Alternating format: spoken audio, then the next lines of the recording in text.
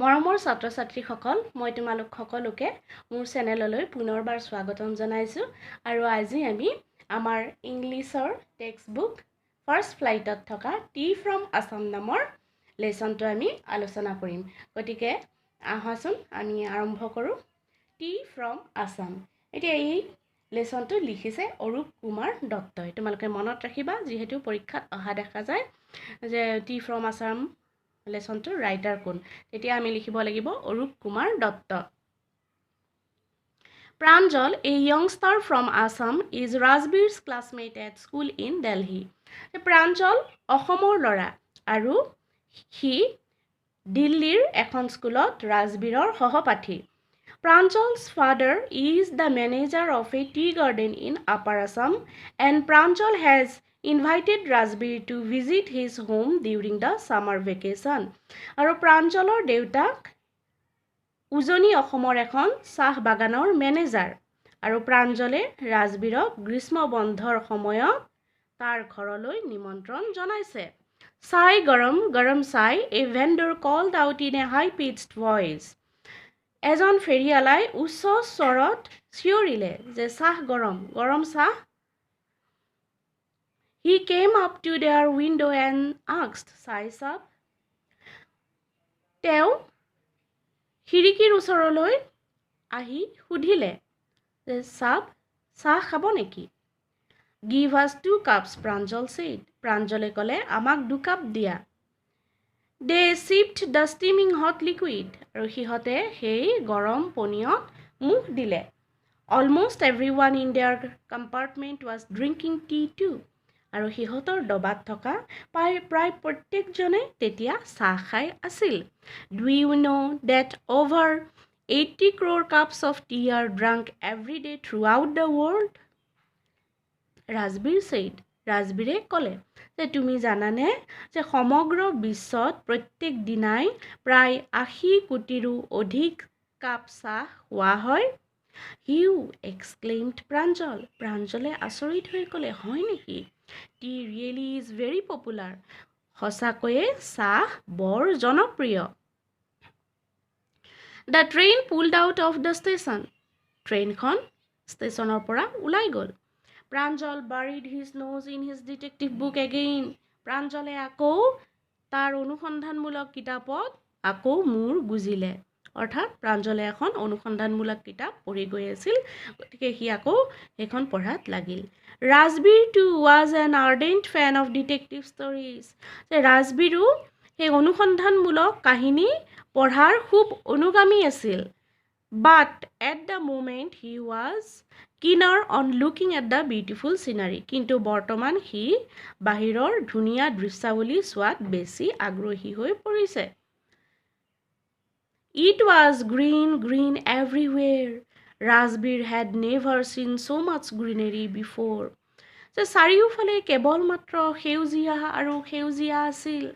ৰাজবীৰে ইমানবোৰ সেউজীয়া আগতে কেতিয়াও দেখাই নাছিল। Then the soft green paddy fields gave way to tea bushes. আৰু তাৰ পিছত সেই কোমল সেউজীয়া ধাননি দৰাই মানে চাহৰ জোপোহা গছৰ ফালে ৰাস্তা এৰি দিছিল। অৰ্থাৎ মানে সেউজীয়া ধাননি পথাৰৰ পিছত সিহঁতে চাহৰ জোপোহাবোৰ দেখিছিল। It was a magnificent view. এইটো এটা অতি মুগ্ধকৰ দৃশ্য আছিল। Against the backdrop of densely wooded hills, a sea of tea bushes stretched as far as the eye could see. চকুৰে যিমান দূৰলৈ দেখা যায় সিমান দূৰলৈ কেৱল মাত্ৰ চাহৰ জোপোহা গছবোৰ দেখিছিল আৰু চাহৰ জোপোহাৰ পিছফালেই কি আছিল? পাহাৰত মানে ঘন কাঠনি আছিল। Dwarfing the teeny tea plants were tall, sturdy shade trees, and amidst the orderly rows of bushes busily moved doll-like figures. আৰু সেই ক্ষুদ্ৰ চাহ গছবোৰক তল পেলাই ওখ চাহযুক্ত গছবোৰ আছিল আৰু তাৰ মাজে মাজে পৰিপাটিকৈ ডল লাইক ফিগাৰ্ছ কিছুমান অৰ্থাৎ পুতলা সদৃশ অৱয়ব কিছুমানে খুব ব্যস্ততাপূৰ্ণভাৱে চাহ বাগানৰ মাজে মাজে অহা যোৱা কৰি আছিল অৰ্থাৎ মানে দূৰৰ পৰাই চাহ বাগিচাৰ মানে কাম কৰি থকা মানুহখিনিক মানে পুতলাৰ নিচিনা দেখা পোৱা গৈছিল In the distance was an ugly building with smoke billowing out of tall chimneys. আৰু অলপ দূৰত এটা কুৎসিত বিল্ডিঙৰ পৰা ধোঁৱা ওলাই থকা দেখা গৈছিল Hey, a tea garden, Rajbir cried excitedly. ৰাজবীৰে খুব উৎসুকতাৰে চিঞৰি উঠিছিল যে সেই এখন চাহ বাগিচা Pranjal who had been born and brought up on plantation didn't share ৰাজবীৰ's excitement Pranjal যিয়ে চাহ বাগিচাতে জন্মগ্ৰহণ কৰিছিল আৰু ডাঙৰ দীঘল হৈছিল সি ৰাজবীৰৰ সেই উৎসুকতাটোৰ ভাগ ল'ব পৰা নাছিল অৰ্থাৎ ৰাজবীৰে নতুনকৈ চাহ বাগিচা দেখিছে সেইকাৰণে সি বেছি উৎসুক হৈ পৰিছে কিন্তু প্ৰাঞ্জলে যিহেতু চাহ বাগিচাতে ডাঙৰ দীঘল হৈছিল গতিকে সি তেনেকুৱা এক্সাইটমেণ্ট ফিল কৰা নাই oh this is a tea country now, he said. সি ক'লে যে এতিয়া এইখন এখন চাহৰ দেশ Assam has the largest concentration of plantations in the world. যে বিশ্বৰ ভিতৰতে অসমতে আটাইতকৈ বেছি চাহ খেতি আছে You will see enough gardens to last you a lifetime. আৰু তুমি গোটেই জীৱন জোৰাকৈ ইয়াত যথেষ্ট সংখ্যক চাহ বাগিচা দেখিবা I have been reading as much as I could about tea, Rajbir said. ৰাজবীৰে ক'লে যে মই যিমান পাৰোঁ সিমান চাহ বাগিচাৰ বিষয়ে চাহৰ বিষয়ে মই পঢ়ি আহিছোঁ No one really knows who discovered tea, but there are many legends.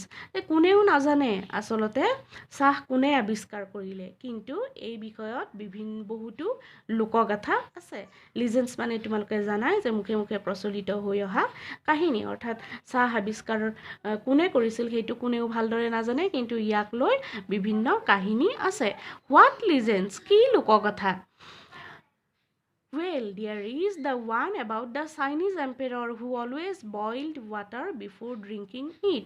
ঠিক আছে বাৰু তাৰ ভিতৰত এটা হৈছে যে এজন চীনা সম্ৰাটে সদায় পানী খোৱাৰ আগত উতলাইছিল One day, a few leaves of the twigs burning under the pot fell into the water, giving it a delicious flavor.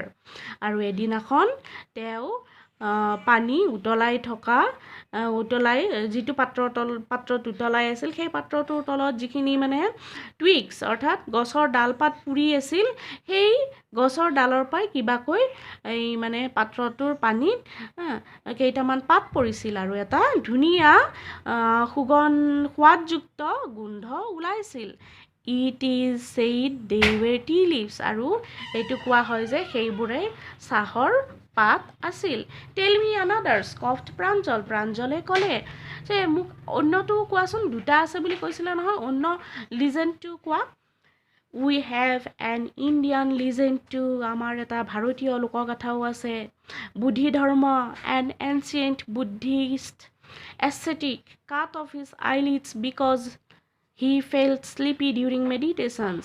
এই বুদ্ধি ধৰ্ম নামৰ এজন পৌৰাণিক বৌদ্ধ ভিক্ষুৱে তেওঁ ধ্যান কৰাৰ সময়ত টোপনি ধৰিছিল কাৰণে চকুৰ পতা কাটি পেলাইছিল 10 tea plants grew out of the eyelids আৰু তেওঁৰ সেই চকুৰ পতাৰ পৰাই 10ডাল চাহৰ গছ গজি উঠিছিল The leaf of these plants when put in hot water and drunk banished sleep আৰু এই গছবোৰৰ পাতবিলাক যেতিয়া গৰম পানীত সিজাই খোৱা হৈছিল তেতিয়া টোপনি নোহোৱা হৈছিল গতিকে এইটো হৈছে ভাৰতীয় লোকগাথা চাহ কেনেকৈ আৱিষ্কাৰ হৈছিল সেই ক্ষেত্ৰত গতিকে আমি ইয়াত দুটা পালোঁ লিজেণ্ড পালোঁ এবাউট ডিস্কভাৰী অফ টি আৰু এই দুইটাই তোমালোকে খুব ভালদৰে মনত ৰাখিবা এটা চাইনিজ লিজেণ্ড আৰু আন এটা ইণ্ডিয়ান লিজেণ্ড ইয়াতে আমাৰ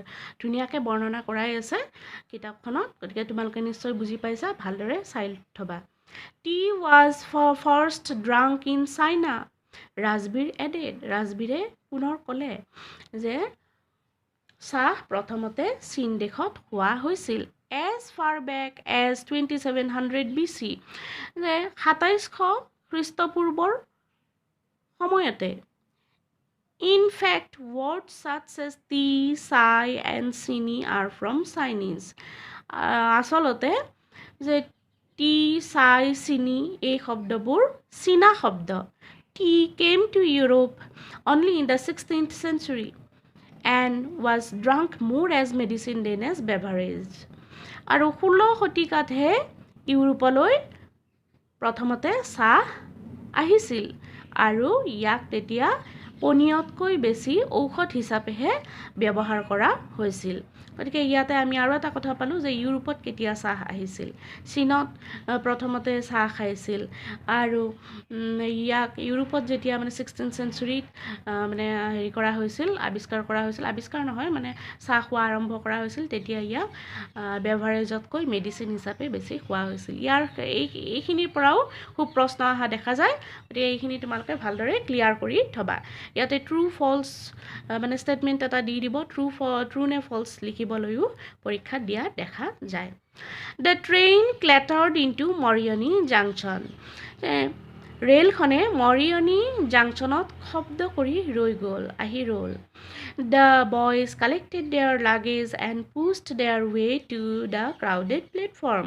আৰু ল'ৰাকেইজনে সিহঁতৰ টালি টোপোলাবোৰ সংগ্ৰহ কৰিলে আৰু সেই ভিৰৰ মাজেদি মানে প্লেটফৰ্মত গৈ উঠিল প্ৰাঞ্জলছ পেৰেণ্টছ ৱেৰ ৱেইটিং ফৰ দেম প্ৰাঞ্জলৰ মাক দেউতাকে সিহঁতৰ কাৰণে ৰৈ আছিল চুন দে ৱেৰ ড্ৰাইভিং টুৱাৰ্ডছ ঢেকীয়াবাৰী আৰু সোনকালে সিহঁতে ঢেকীয়াবাৰীৰ ফালে গাড়ী চলালে the tea garden managed by Pranjal's father প্ৰাঞ্জলৰ দেউতাকে পৰিচালনা কৰা চাহ বাগিচাখনৰ ফালে গতিকে ইয়াতে আমি পালোঁ যে প্ৰাঞ্জলৰ দেউতাকে কোৰ মেনেজাৰ আছিল কোনখন চাহ বাগিচাৰ Dhekiabari tea garden An hour later, the car veered sharply off the main road.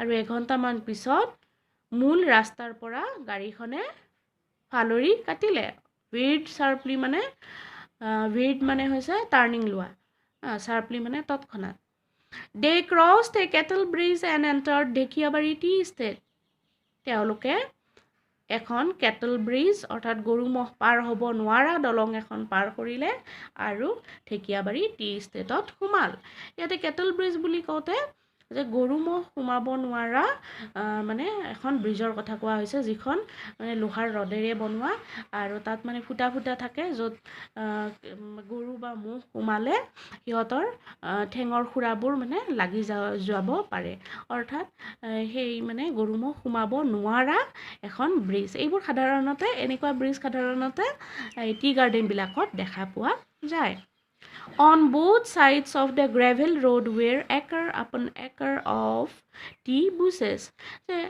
Gravel road অৰ্থাৎ শিলগুটি দিয়া ৰাস্তাৰ দুয়ো কাষে একৰ একৰ মাটি ধৰি তাৰ মানে কি আছিল টি বুছেছ অৰ্থাৎ চাহৰ জোপোহাবোৰ আছিল All neatly pruned to the same height.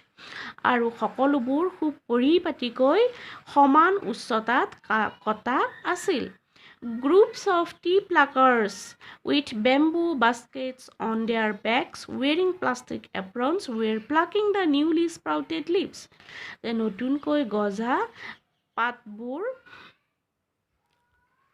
কিছুমান চাহপাত চিঙা মানুহে পিঠিত বাঁহৰ বাস্কেট লৈ বাঁহৰ খৰাহী লৈ প্লাষ্টিক এপ্ৰন পিন্ধি কি কৰি আছিল চিঙি আছিল অৰ্থাৎ আমি যে দেখিছোঁৱে আমি তোমালোকে নিশ্চয় দেখিছা যে টি প্লাকাৰ্ছবিলাক কেনেকুৱা চাহপাত চিঙা মানুহবিলাকে কি কৰে পিঠিত এটা বেম্বো বাস্কেট এটা লৈ বাঁহৰ টুকুৰি এটা লৈ কি কৰি থাকে এপ্ৰন এখন পিন্ধি চাহপাত চিঙি থাকে নিউলি স্প্ৰাউটেড টি লিভছ মানে হৈছে নতুনকৈ গজা চাহপাত Pranjal's father slowed down to allow a tractor pulling a trailer load of tea leaves to pass. Pranjalor দেউতাকে এখন ট্ৰেইলাৰ এখন টানি অনা ট্ৰেইলাৰখন আকৌ কি আছিল টি লিভছেৰে ভৰি আছিল অৰ্থাৎ চাহপাতেৰে ভৰি থকা ট্ৰেইলাৰ এখন টানি অনা ট্ৰেক্টৰ এখনক মানে যাবলৈ দি প্ৰাঞ্জলৰ দেউতাকে গাড়ীখন অলপ শ্ল' কৰি দিছিল। This is the second flush or sprouting period, isn't it, Mr. Barua? Mister Barua, এইটো দ্বিতীয়বাৰৰ কাৰণে চাহপাত ছিঙা সময় বা চাহপাত গজা সময় নহয়নে মিষ্টাৰ বৰুৱা? ৰাজবীৰে সুধিলে। It lasts from May to July and yields the best tea. আৰু এই সময়খিনি মে'ৰ পৰা জুলাইলৈ থাকে আৰু এই সময়তে আটাইতকৈ ভাল চাহপাত হয়। You seem to have done your homework before coming, Pranjal's father said in surprise. প্ৰাঞ্জলৰ দেউতাকে আচৰিত হৈ ক'লে, তুমি ইয়ালৈ অহাৰ আগতে বহুত হোমৱৰ্ক কৰি আহিছা যেন লাগিছে। Yes, Mr. Barua, Rajbir admitted. ৰাজবীৰে মানি ল'লে, হয় mister Barua, but I hope to learn much more while I am here. কিন্তু মই ইয়াত থাকি আৰু বহুত কথা শিকিম বুলি ভাবিছোঁ। মানে অলৰেডি কি কৰিছে, ৰাজবীৰে চাহৰ বিষয়ে যিমান বেছি পাৰি সি অধ্যয়ন কৰি আহিছে, সেইকাৰণে সি বহুতখিনি কথা জানে আৰু ইয়ালৈ আহি আৰু বহুত শিকিব পাৰিম বুলি কৈছে। গতিকে আজিলৈ ইমানতে এৰিছোঁ আৰু মই নেক্সট ভিডিঅ'টোত ইয়াৰে কুৱেশ্যন আনচাৰ্ছখিনি লৈ আহিম। থেংক ইউ ফৰ ৱাটছিং। আৰু যদি তোমালোকে মোৰ চেনেলটোৰ পৰা উপকৃত হৈছা তেতিয়াহ'লে লাইক, শ্বেয়াৰ আৰু ছাবস্ক্ৰাইব কৰি মোক উৎসাহিত কৰিবা।